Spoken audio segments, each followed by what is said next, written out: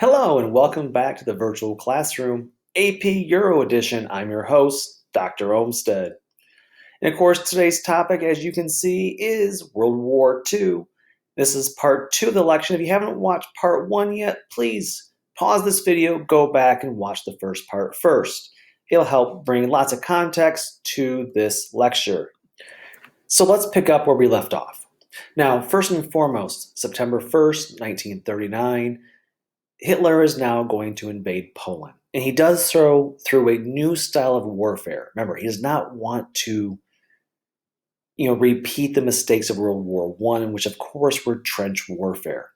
Instead, he has all this wonderful new technology, much improved even since World War I, but he wants to use it with brand new military fighting tactics as well. And he will do so through a process known as Blitzkrieg, otherwise known as lightning war. Now, this new form of warfare was designed to attack the enemy quickly before they could fully form a defense. So it was a coordinated attack where they would use on one part of the enemy line using the Air Force, tanks, and artillery in that order to keep the enemy off kilter, off target. And then they would sweep around the backside with their troops to flank them from the backside and squeeze them in, thus making them surrender. It is so effective. And again, to avoid the trench warfare of World War I, it is even more effective if you look at it and compare it to that. And so, 1939, by using Blitzkrieg, Poland easily falls to the Germans, and of course, Eastern Poland will be squeezed out by the Soviets. Stalin will go on and take Finland for his efforts. The Soviet Union will also take Estonia, Latvia, Lithuania in order to create a buffer zone against Germany. Now remember, they had the Non-Russian Pact, but everyone knew it was going to be broken at some point. The question was when. And so Stalin was trying to create this buffer zone by taking these Eastern European nations. Nonetheless, after that, not much happened. And actually, at some point, they actually called it a quote-unquote phony war. For the next 7 months, nothing really happened. Hitler got what he wanted. He got Poland. And he kind of just waited to see what the rest of the world would do, which they did very little.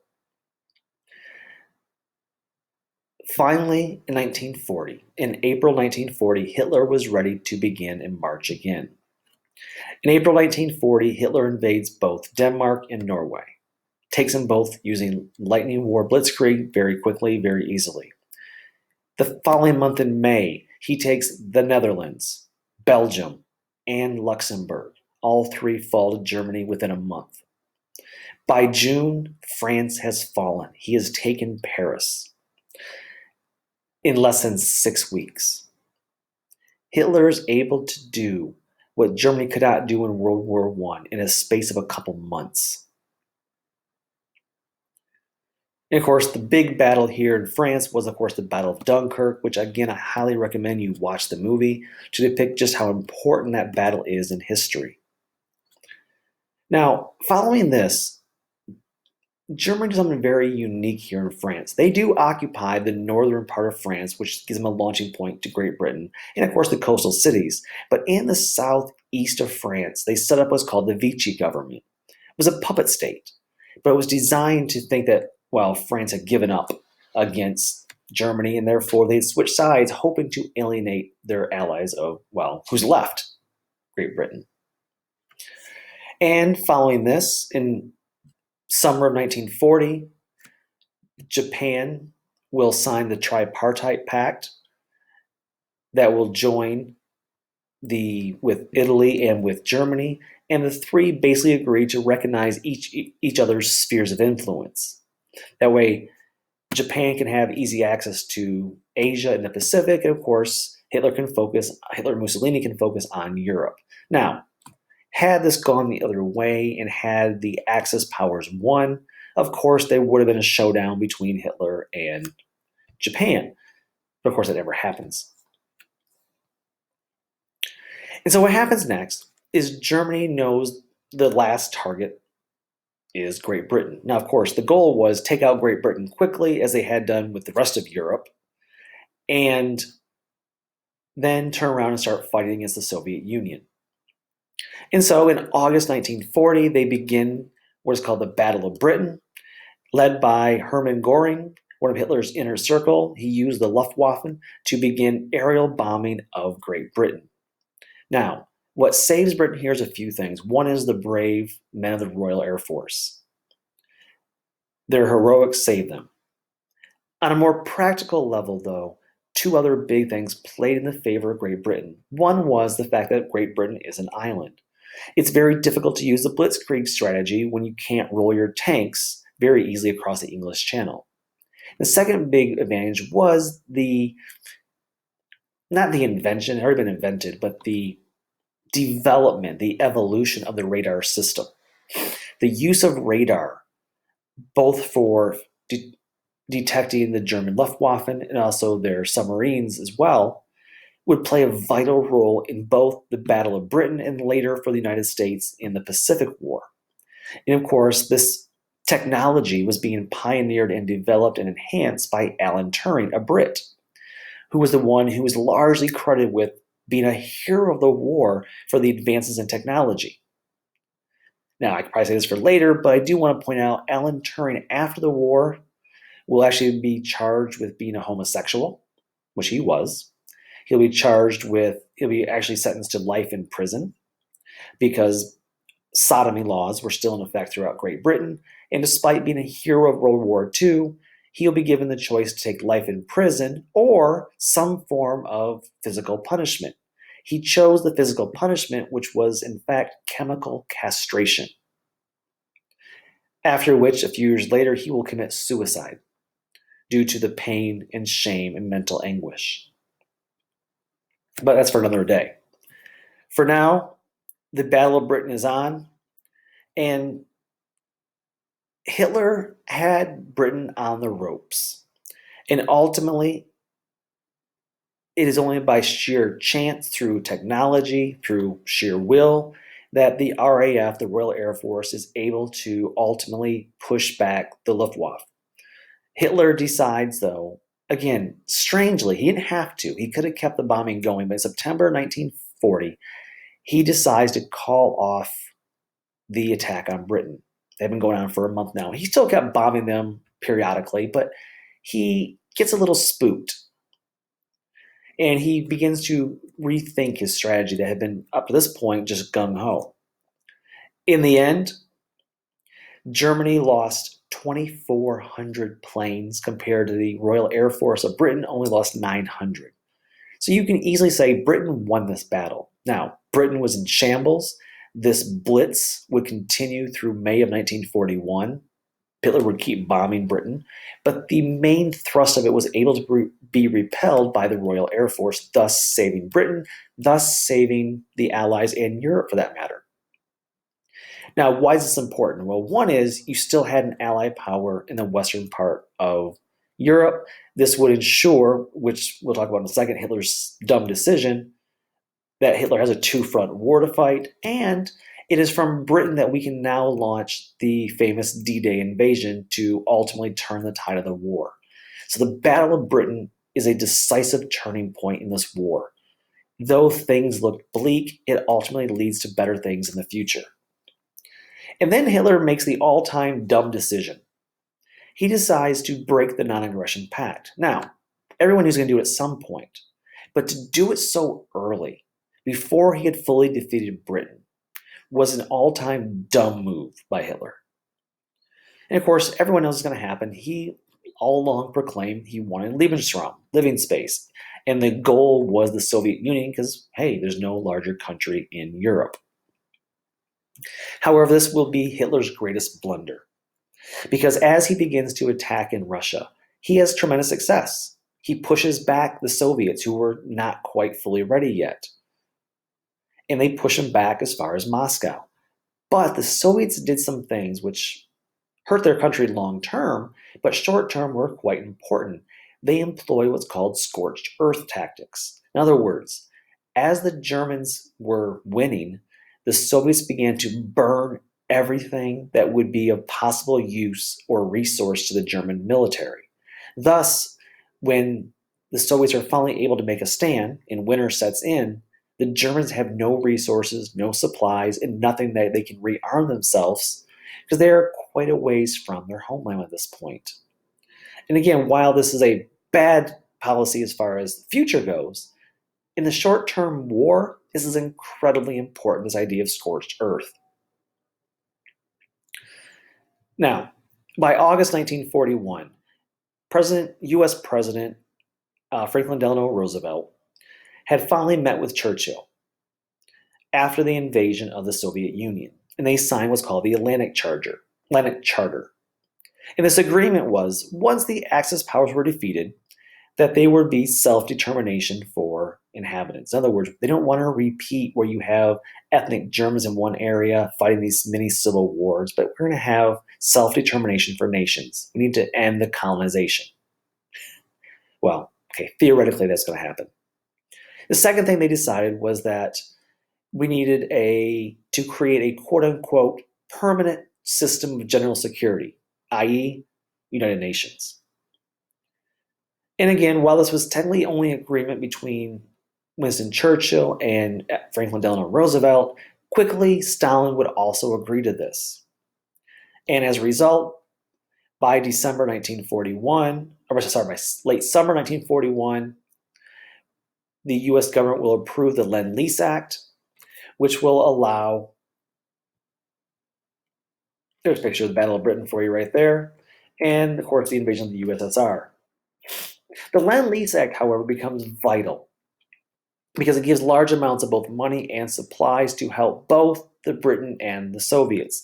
Even though the United States was not a fan of the Soviet Union or communism, the enemy of my enemy is suddenly my friend. And of course, the United States will get fully involved in the war on December 7th, 1941, Pearl Harbor. And then Hitler makes another big blunder. On December 11th, just 4 days later, Hitler declares war on the United States. He didn't need to. So now he's inviting the United States. Had he not, theoretically at least, had he not declared war just 4 days after Pearl Harbor? Remember, Franklin Roosevelt and Congress declared war the following day against Japan, and Japan only, because that's who attacked us. And so, therefore, Hitler had no need to. Now, you could argue that the United States would eventually help Britain no matter what, and they probably would have, but it might have delayed at least enough for Hitler to recover. But he decided to declare war on the United States, which of course the United States then also declared war on Germany, and now the United States was involved in both fronts, the Pacific and the European front. And of course the Allied powers, aka the Grand Alliance, will consist of Britain, the Soviet Union, and the United States. Oh, and about 24 other countries, but no one ever talks about them. Now, by the end of 1941, Germany had amassed quite an empire. They controlled all of Western Europe with the exception of neutral Switzerland and Sweden. In other words, they controlled Austria, Czechoslovakia, Western Poland, France, the Netherlands, Belgium, Luxembourg, Norway, Western Russia. And theoretically, while Spain was neutral, they were also fascist and technically an ally in that sense. And Germany also had more allies, including Italy, Japan, Romania, Hungary, Bulgaria. And pretty much all that's left here is Great Britain, who is now going to get some help from the United States on the west, and of course, Soviet Union in the east. And of course, the Nazis began to exploit Europe for all its economic value. Hitler heavily taxed the French because he considered them as inferiors. He seized men and women for slave labor, especially Slavic peoples. He began to throw Poles, Ukrainians, Russians to enslave them and force them to die out in order to create the perfect Aryan race. And of course, in these abandoned lands, these newly abandoned lands would be settled by German peasants. Just to put this in perspective, these prisoners of war in these countries that Hitler took over, I'll give you one example. In Western Soviet Union that was controlled by Germany, 80% of the Soviets who were prisoners did not survive the war. And then we haven't even gotten to the Jews yet and the actual, Holocaust.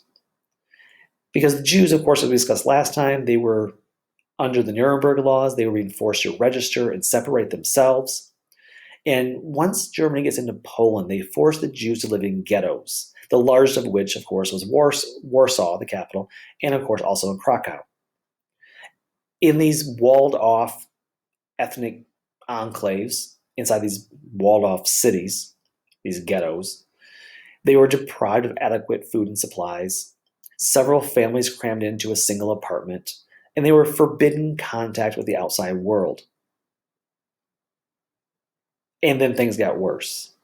Because in late 1941, early 1942, at the Wannsee Conference in early 1942, Hitler would develop what's called the quote-unquote final solution to the Jewish problem. What they did was build 6 death camps throughout Poland, in addition to hundreds of concentration camps, Auschwitz being the most notorious. More than 6 million Jews, approximately 2/3 of the pre-war Jewish population, would be killed, executed, murdered in these work camps, concentration camps, death camps. Burn the bodies, gas chambers, work them to death, or just plain shoot them. And of course, another 6,000 people will die who are homosexuals, Slavics, gypsies, communists. Now, the war, however, begins to turn, though, starting in 1942. And there are a few big battles. You see them on the screen right here. The first one is, of course, El Alamein.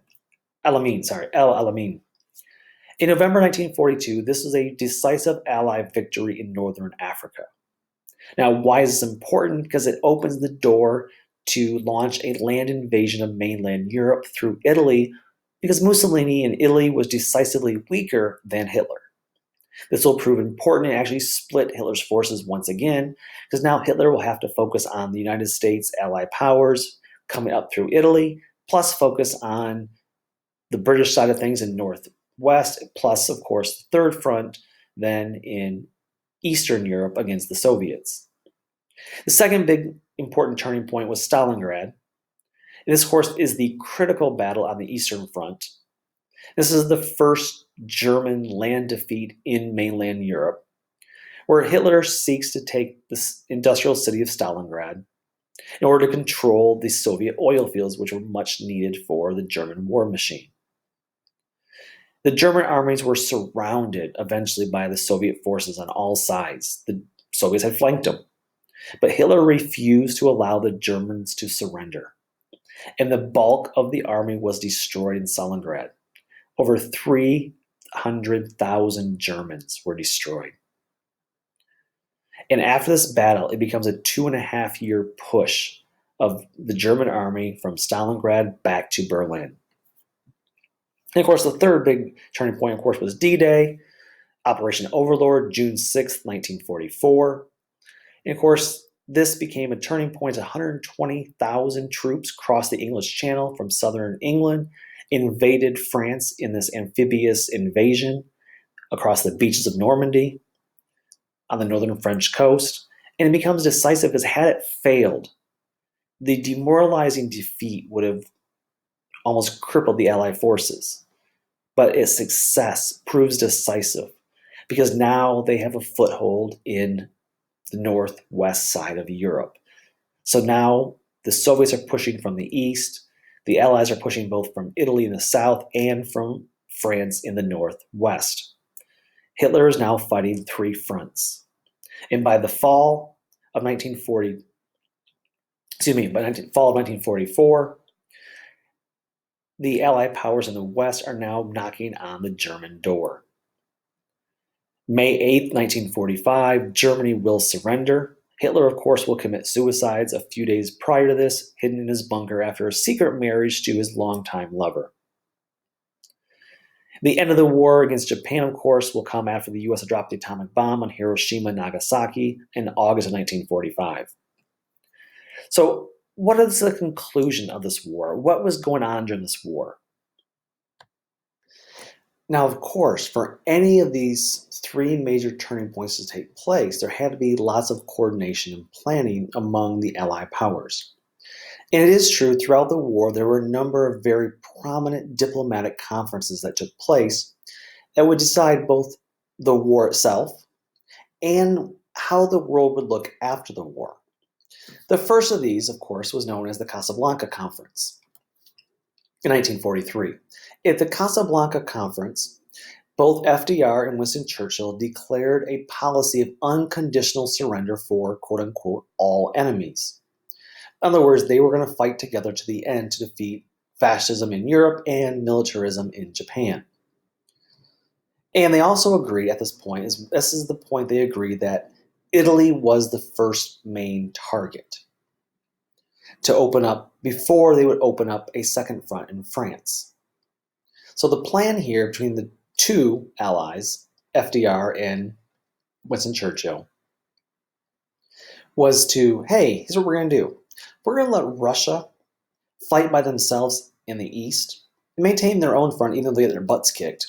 And we're instead going to open up two separate fronts in the west, fight to do so, which will take our dear sweet time by fighting first in Africa to get to Italy, and then, of course, launch D-Day to get into the northwest of France. Which ends up being a great plan. It works. But for the Russians, this is a huge slap in the face, and something Stalin will never forgive the Allies for this, because he's left to let his people die because Britain and US do very little to help him. He's left on his own on an island. It basically ensures the Russians will fight the brunt of the German army by themselves. The second big meeting came a few months later in the Tehran Conference, 1943.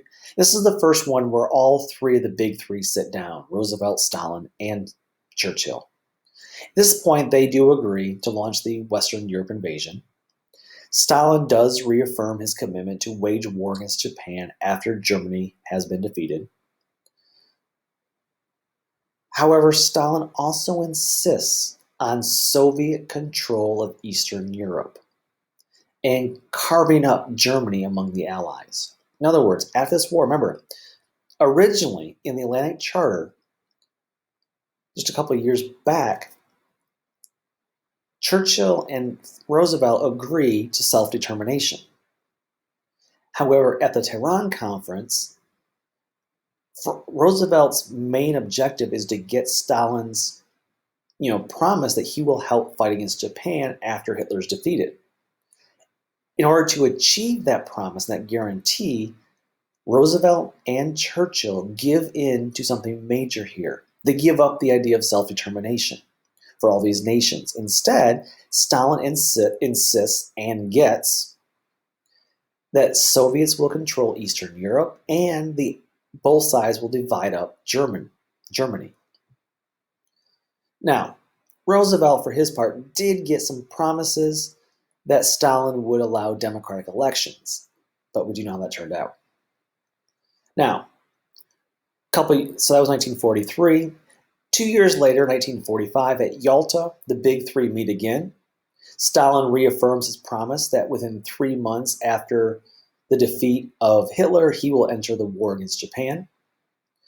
Stalin agrees, once again, to these free elections. And there is the call for the United Nations to begin and to be hosted in the United States to ensure this time the US joins it. And of course, it's also agreed upon, in order for the Soviets to join it, that only certain groups will become, quote unquote, permanent members of the Upper Security Council. And of course, these members are the US, Great Britain, the Soviet Union, France, and China, recognizing, yes, there are allies in World War II and their emerging power as a global force. The other big thing that was concession to the Soviets in this negotiation was Soviets would have 3 votes in the General Assembly because they're such a large nation, was the, argument. They also agreed that they would divide Germany into occupied zones. Eastern Germany controlled by the Soviets, Western Germany divided among the other Allied powers, US, France, Great Britain, And then, despite the fact that the city of Berlin is firmly rooted in the eastern Soviet-controlled side of Germany, the city of Berlin would also be subdivided between East and West Berlin, the Soviets controlling the eastern half, and the Western Allied powers controlling the western half. The final major diplomatic agreement conference during the war was the Potsdam Conference in July of 1945. In July of 1945, Stalin, Churchill, and US President Harry Truman sit down to discuss what happens next. Of course, it's very famously at this conference that Truman, the youngest of the group, says, "Hey, Stalin, we got a bomb. It's big. Blow lots of people up." And Stalin's like, "Yeah, I knew about it." In fact, if you know your US history very, very well, you know that Stalin knew about the bomb before Harry Truman did. And it's at here that Truman is going to announce that he will drop the atomic bomb. But it's also here that Stalin reverses his position regarding free elections in Eastern Europe. Now, there's a lot of interplay here that you could argue. On the one hand, remember, Stalin had agreed to help the United States against Japan. However, if we allowed him to do that, then we also have to give Soviets some control of what's going on in Southeast Asia or in the Pacific, or at least against Japan. By dropping the bomb, we do it all by ourselves, which prevents us from having to share any credit or land with the Soviets, thus preventing them from getting a foothold in Japan or other parts of Asia. But on the flip side of things, Stalin was emboldened now that Roosevelt had died, and he no longer had any pretense for the idea that, no, he's going to fully control Eastern Europe with absolutely no free elections. So where's the final conclusion of World War II? Well, human losses, approximately 55 million people are dead. 22 million of which were the USSR alone. Think about that for a minute. 40% of the dead came from the Soviet Union. And of course, the Holocaust, more than 6,000 Jews died, in addition to another 6,000 to 7,000 gypsies, homosexuals, Slavics, and of course communists who would also be killed in the concentration death camps. And of course, one of the big things that you have to talk about is the rebuilding afterward. Women will play a vital role in the war effort, both in the military units themselves and of course in the workforce back at home. But after the war, much of Europe lay in ruins. The traditional superpowers of Germany, France, Great Britain are in shambles. And in its wake, only two superpowers remain. The Soviet Union, who will need a few years to catch up, and the United States, who has already emerged. And in the post-war world, we will have a new era of world, global, European, US history known as the Cold War era. But that's a topic for next time. So until then, click the like button, subscribe below, and until next time, bye-bye.